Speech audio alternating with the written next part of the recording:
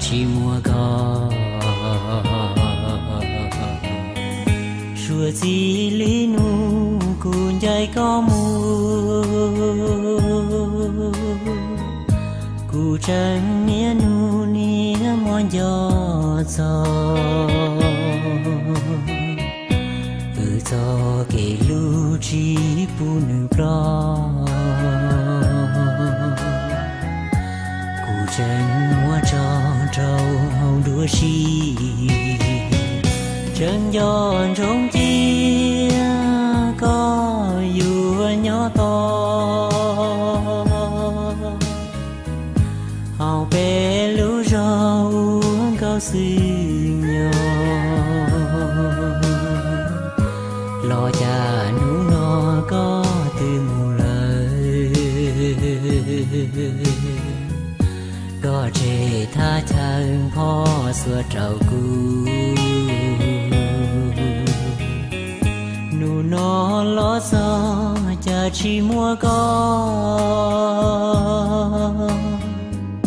chỉ khó thứ lo chỉ mua có lời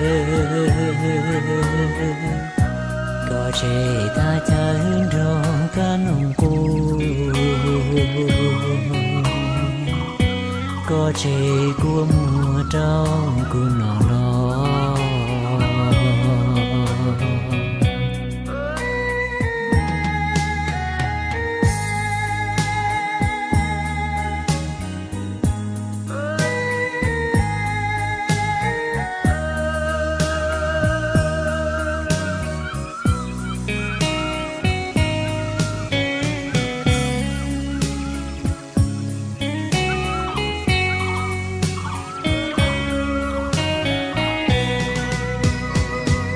chân gió trong chia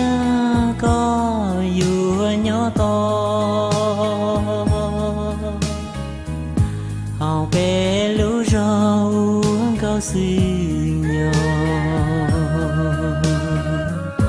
lo cha nú nó có từ chú cha đấy chưa có tôi kia thằng trẻ là nó đặt cứ hai con nữa tiếp theo xin mời số báo danh 12 Gia Siêu Ngư đến từ bản Phước Phay và xã Đồng Mày. Đối tượng dự thi là Châu Đực. Như vậy là hiện tại thì chú Châu mang số danh 12 đến từ Đồng Mày đang đi vào sân. Đó cũng lại là một chú Châu rất lớn. Châu mang số danh 12 của gia đình anh Già Siêu Ngư đến từ bản Phước Phay.